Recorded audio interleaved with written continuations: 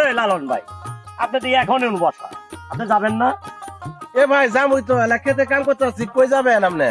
এ ভাই, আপনি জানেন না নভেম্বরের 28 তারিখ দেয়ানগঞ্জে মালেহা ইকো পার্কে কন্টেন্ট ক্রিয়েটরদের মিলন মেলা হইতেছে? আপনি কি এটা জানেন না? এটা আপনি দেখেন নাই মোবাইলে?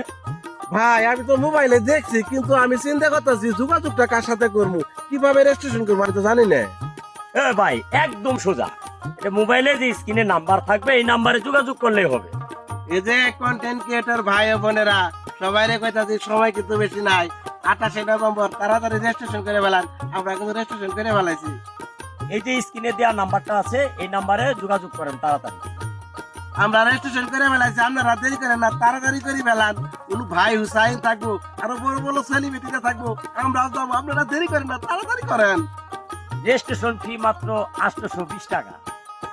হ্যাঁ, টি-শার্ট আছে আর দুপুরে ভরপুর খাবারের ব্যবস্থা আছে।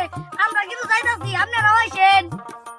এই যে আমরা ঘরে কইতাছি, সকাল 9টা থেকে রাতের 8টা পর্যন্ত সারাদিন ফুর্তি হবো, গান বাজনা হবো, অনুষ্ঠান হবো, কবিতা হবো, আরো তো কত কি হবো। আমাদের পয়সা তাড়াতাড়ি করে না, দেরি করে না, আমরা কিন্তু আইতাছি, আমরা সবাই আসবো।